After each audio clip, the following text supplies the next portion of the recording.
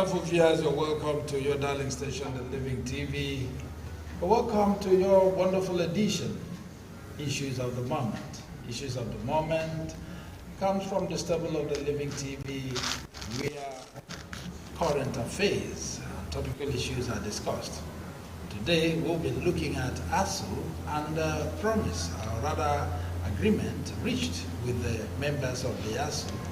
And also, we'll be looking at the incessant killings in Ohafia area and about the embattled chairman of APGA. This, we have our usual discussants. Agreement was reached, and I'm sure the outcome of that meeting was what led to the call-off of the strike on the 14th of October this year. Gbajabiamila Miller is alleged to have said that by the executive's position that it is not obligated to pay salaries to lecturers for times wasted, that is within the time they were on strike. And we also know that this week, beginning of this week and early Friday last week, the ASU members lamented bitterly that they were only paid for 18 days in October, and which led to the meeting they held on Tuesday, that is yesterday. And for Gbajabiamila Miller, who assured them that they will be paid, and now saying that the government is not obligated. New areas, new grey areas, but emerging areas of conflict, if not well ironed out now. What is happening today has actually led me to one conclusion, that we should arrive at a point where universities and their lecturers are autonomous from the government. Because in the course of this whole strike, we've seen the federal government, through the Minister of Labor, flout a parallel academic youth or body. Because we've seen them threaten no one will pay. And to make matters worse, in the aftermath of the whole thing, and the lecturers went back to classroom as ordered by the appeal courts to broker peace between, or to manage industrial relations. You understand? Not necessarily to talk about what should be paid, because as far as I am concerned, the employer is the Ministry of Education. Maybe at the federal level, you have the Federal Ministry of Education, and at the state level, you have the Federal Ministry of Education. But there is something to it all. See, it will take us back to the condition of employment of Asuu members. To the best of my knowledge, Asuu members are not wage workers. They are periodic employees, and by virtue of this, it simply means, as far as the person does the job, you are not supposed to serve organization. The treaties and the protocols of it allows workers to do what? To resort to strike when all options have failed, and especially in matters having to do with their condition of service. So, if to me, I think what we are seeing now is the federal government trying to bully this union, trying to handicap them, because the federal government and then the state government, just the government are the employers, and it determines what they are paid. So to me, it all brings to everything to the fore again. Have the issues been ironed out? No. Instead of tackling the issue of revitalization of university, which I've said here, the 1.3 trillion naira is even poor and poor. I did mention here at that time, said the money perhaps Cambridge University set aside for endowment alone, endowment fund. The university is by way outweighs that sum. You understand? This is the money they are setting aside for only research and finding. I'm very much concerned. ASU members are not they are periodic workers. They are not wage workers. Those who will pay because of days. You understand? So yeah. It's okay.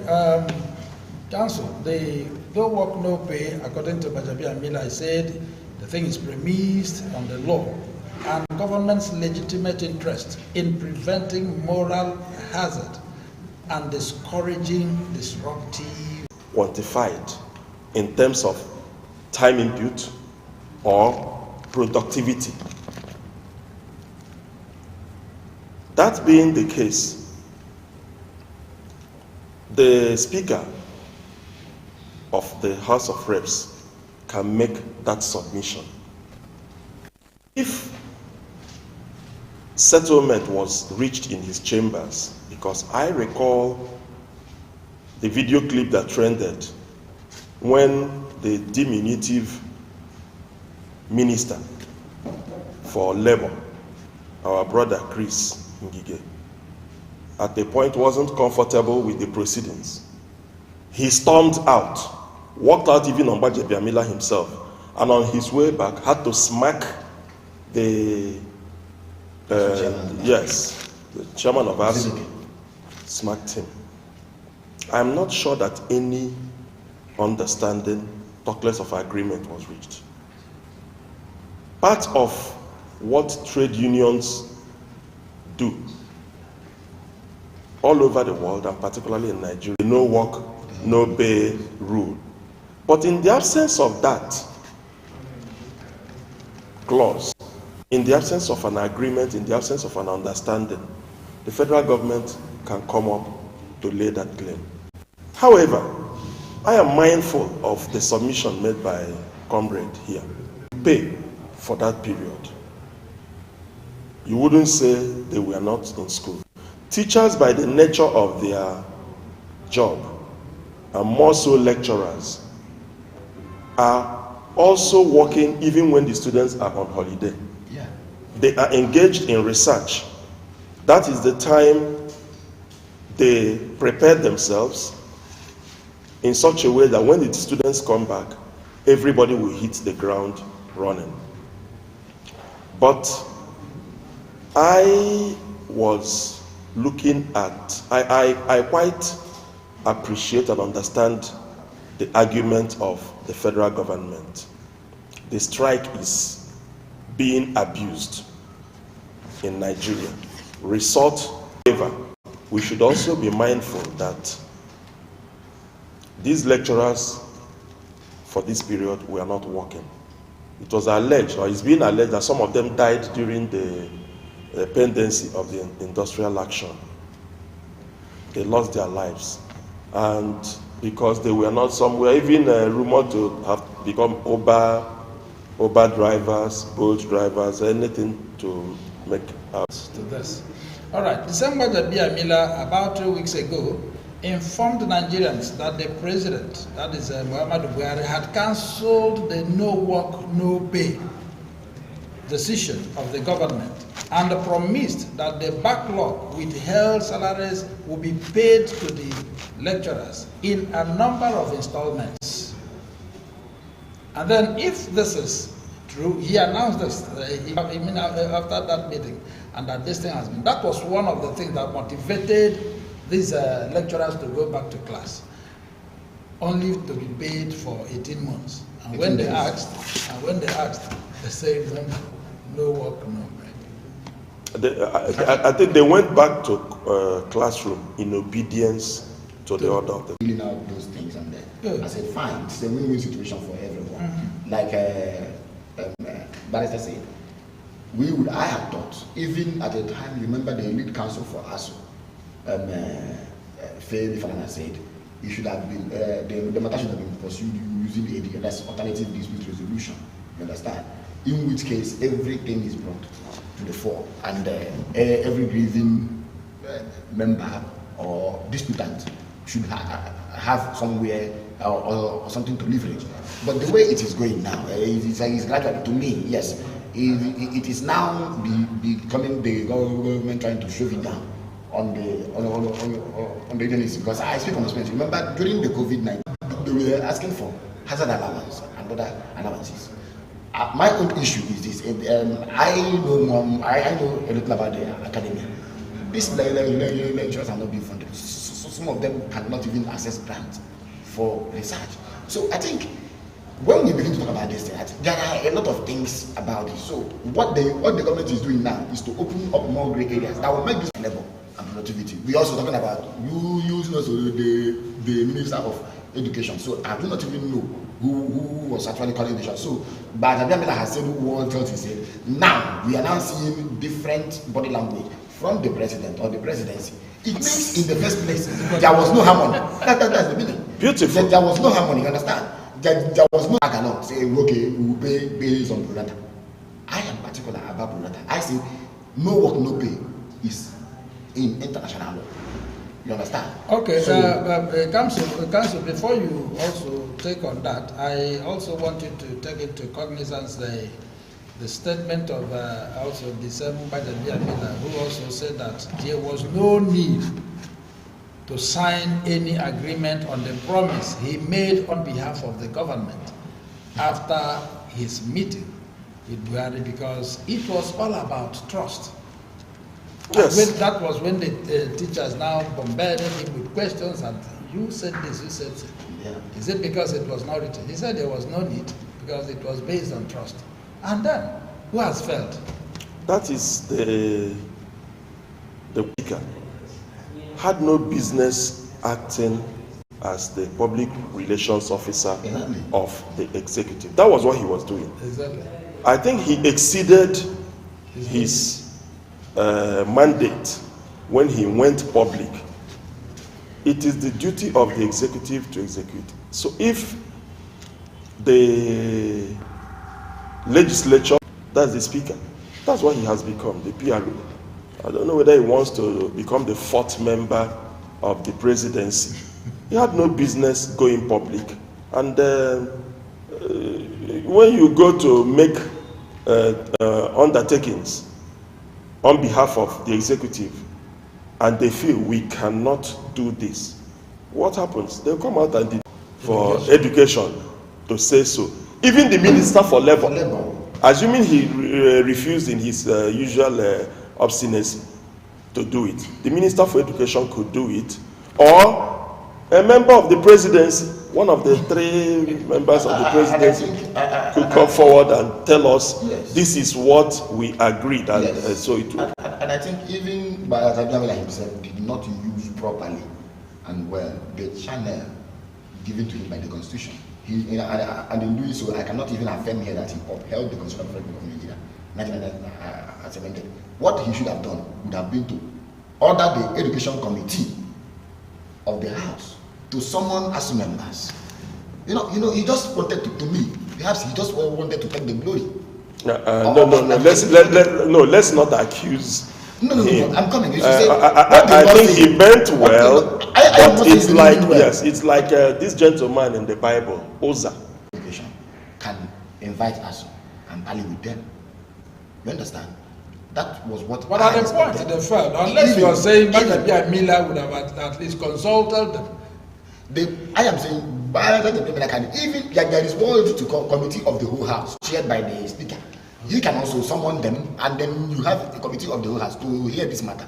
So he went to act individually, although in his office as the speaker, he went solo. So I am saying he would have made it part of legislative oversight. All right, wonderful viewers. We'll be going a very short break. When we come back, issues of the moment will continue. Stay where you are. Keep watching Living TV. We'll be back.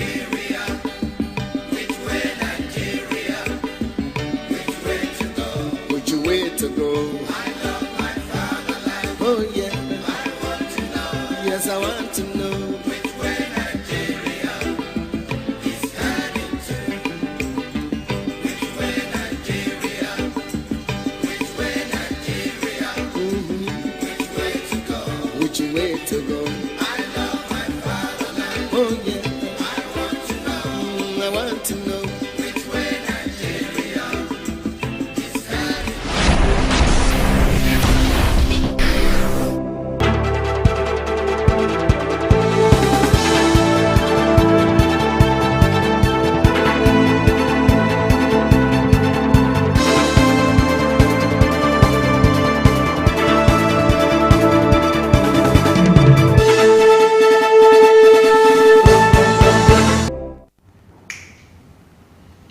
Wonderful viewers, we're back again, still on issues of the moment. We're still discussing Asuu, and its prevailing circumstances. All right, we are continuing. The same government entered into a memorandum of understanding in 2017 and also a memorandum of action in 2020 to address the demand of the academic staff union of the universities, that is Asuu, but failed to fulfill its part of the memorandum, talking about preventing murals. So if the government had fulfilled their promise, the promise they made in that memorandum, it freely signed. They were not compelled to have signed that. If they had fulfilled it, how would have Asuu gone on strike? So that is the question for this no pay, no work. They didn't just go to strike. It wasn't intentional. That was what I was saying. You see, I was saying this at the beginning. The thing there is that the government throughout this parley and negotiation has been inconsistent to the best of my knowledge, and I have said it several times, and I will say it again. For this same thing, the government came up with the Professor Jubril-led committee. It dissolved that very committee. It came up with, we were forced on it and putting the federal government. It means that the federal government is inconsistent because nobody had actually forced this in the federal government. These were agreements that preceded this government that was actually undertaken during the presidency of late President Omar Musa Yar'Adua. Good time came and released 200 billion naira in 2011. They now went to memorandum of action, yes. Meaning that all these agreements are now actionable, are not to be implemented. So why are we still? Yes, you told someone, I have accepted the whole thing. We are now going to act from that word action. From that word act, you now see action. But yet, you've not even acted. You now came back again to say you cannot honor agreements that are forced. See, this thing, I can begin to tell you the back and forth. So to me, I feel we are not doing much. Mind you, the reason why all these things are coming up is because of what? The revitalization fund. Mind you, from the revitalization fund, we now started talking about accumulated salaries. From that one, we are now talking about no work, no pay. From that one now, pro rata. Now, this is just creating problems for the next administration. I'm telling you the truth. It's just about creating problems. Now, see, the issue was supposed to be revitalization fund. How much are we going to pay the universities?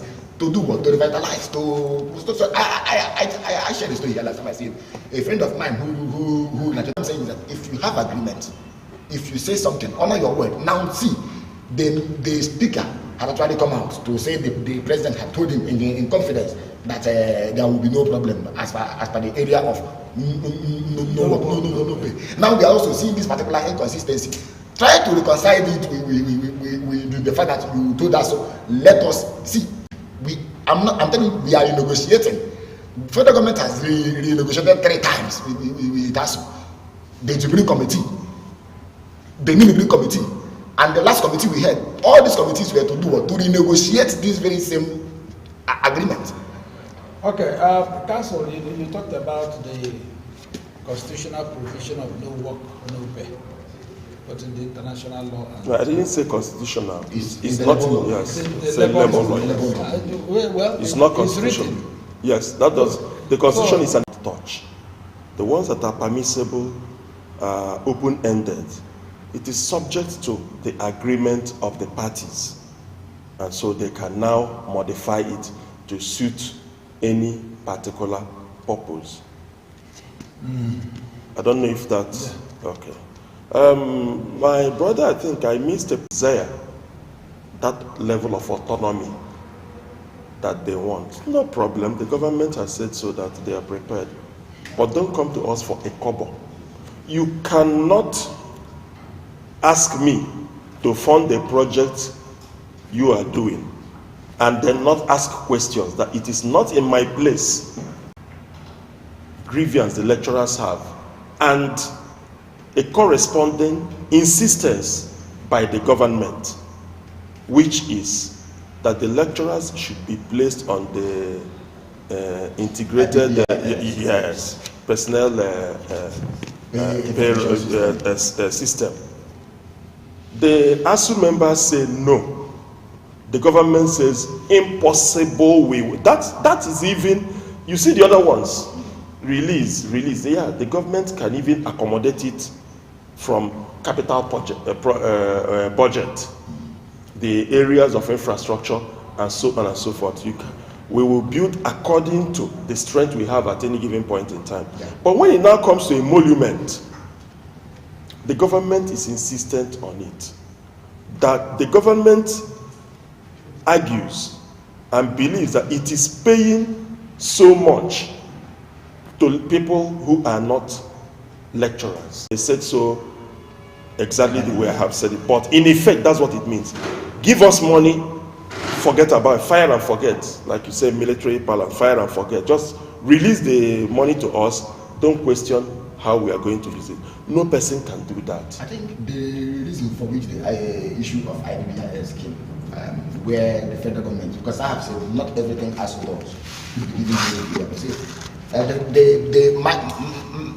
My own issue is this, and my own understanding is that many professors or many senior lecturers within Asuu and academia proceed on sabbatical. So when they go for the sabbatical, they may go to another university, another federal university, where they are paid. You are paid here and also are paid here.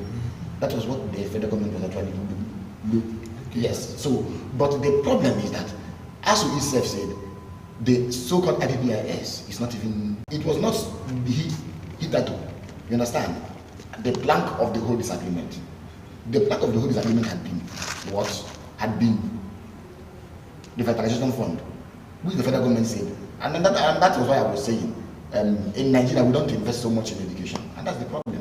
The other day, I was seeing in the bill, either Dangote or who was giving millions of dollars to universities abroad. I was nearly crying. We ask all these universities here, how much is their endowment fund? They don't even have endowment. They don't even have access to grants. And do you know why? Because they want you to release the funds. Just give us the funds. No person. You see, accountability is a problem. I've always rooted for the lecturers, yes. But when I think they are wrong, I will also say so. Like in this one, you cannot be expecting somebody to be bringing money, just dump money into this place, leave us. We know how to use it. We know the areas that we will. Are you saying that is also part of the failure for 2017 memorandum? All true. Yes, they are not personnel, but they are recurrent. The interest, for example, the consumables, they are not. You cannot call them capital, but they are recurrent. They are not personnel either. So when you deal with that, the lecturers will come in and tell you, look, we don't even have materials with which to teach, because those materials are consumables. You cannot enter the class and say, okay, I have built this structure. You enter the university, that structure is there, it remains, you will see it. When you are told that the ink for a printer has finished, what do? You are not going to see the ink, but it is being used. Toner has finished in a photocopying machine, and so on and so forth. So these are the things. You don't just look at only emolument or recurrent or capital. Now, when you after a memorandum of understanding, Yeah. and there was another one, a memorandum of action, and they failed in both. So where is Asuu? How will they be blamed? You see, sorry, we will continue. I said that there has been a conspiracy of some sort between Asuu and federal government. Both sides have not made full disclosure. I agree. Some things that we didn't even know before we went, when the strike was still pending, are now coming up because the courts have said go back, because Bajabiamila has attacked it from a particular angle, things that we didn't know before are now beginning to come up.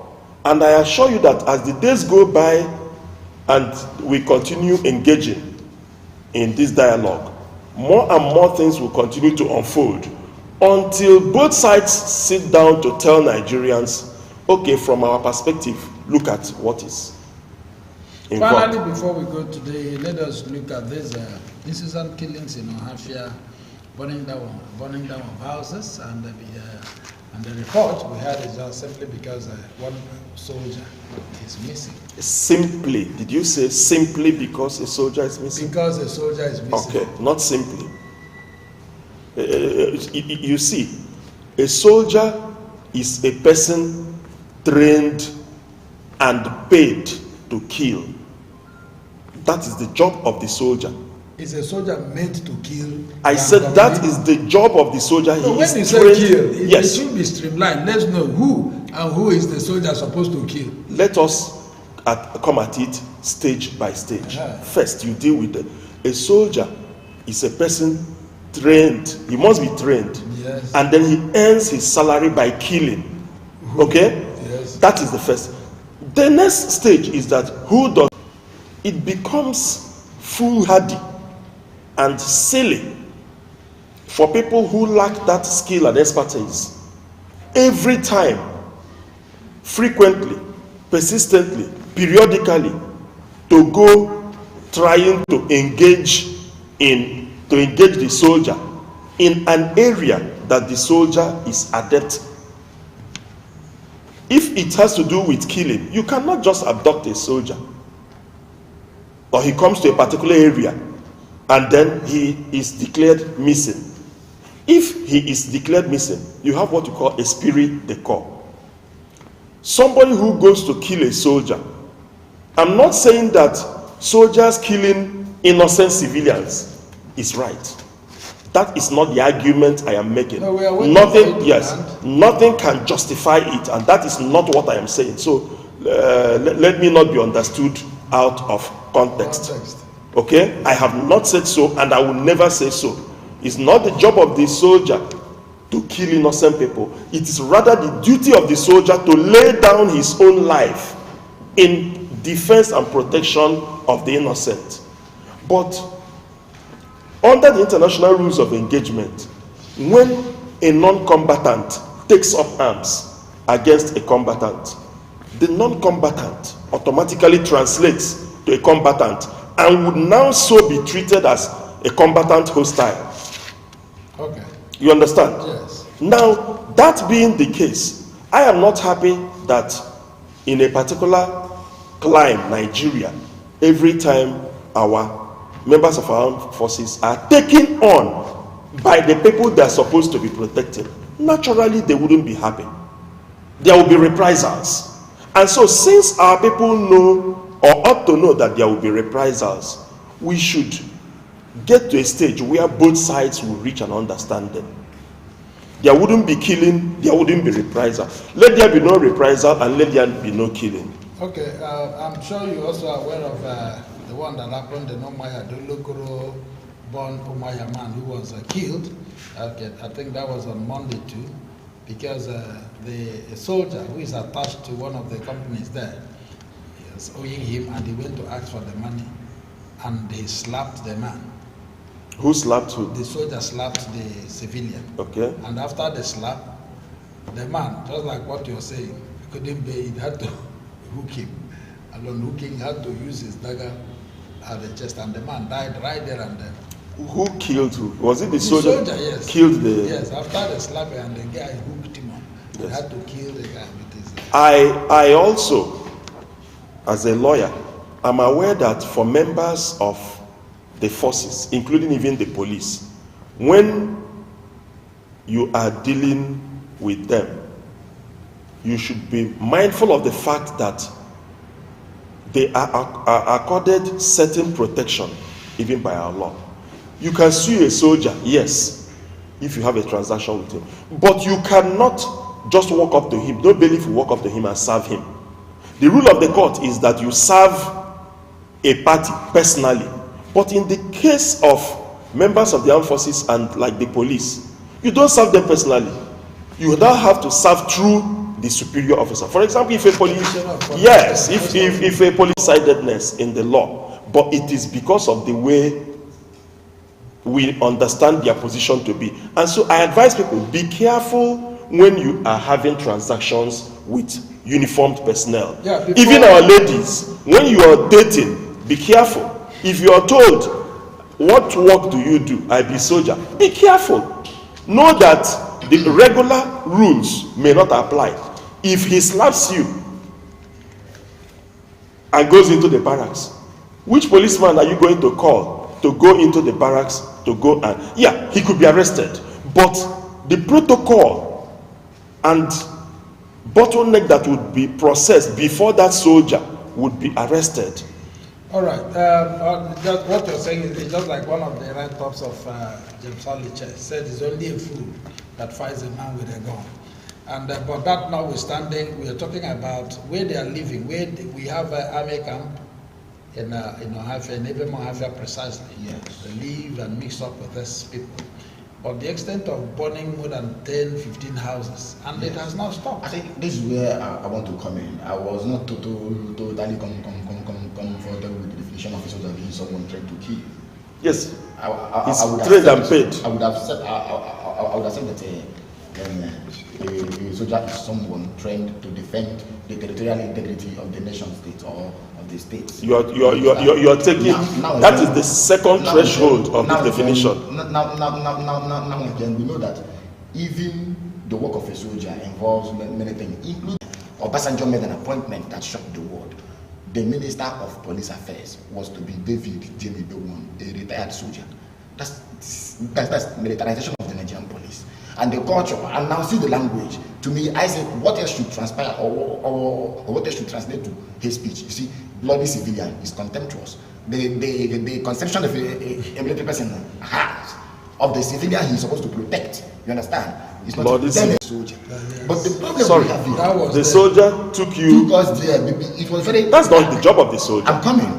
That is It not. But There is nothing wrong with might have been risky. Yeah, they could do it, Yes, but that's it might have not. been risky for You us to see, do what? the problem To in go there. Nigeria Mind is you, that our soldiers, I'm we coming. are abusing them. We have I abused see where you're coming from. That is not their I see where you're job. coming from. Now see, But listen. because we have security concerns, Now see, we are trying to turn our You know that there soldiers could be to two policemen, and we expect them to behave like policemen. No, the soldiers cannot do you behave know like there could be two policemen. reasons to that? One is to ensure that where the Our planes are safety. going, You said we and are also going to their do- safety.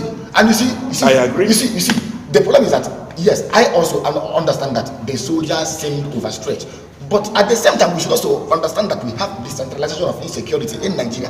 No place is secure, and the work the police, the internal security operation of the police has been overtaken by the soldiers. I agree. Why?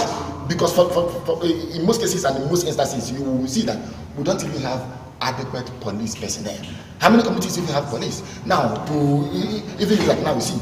And when you see them, they collect road. They are on the road to collect road. Yes, and I want to say this. You see, we have yet to understand to build civilian military relations in Nigeria. It's still lacking.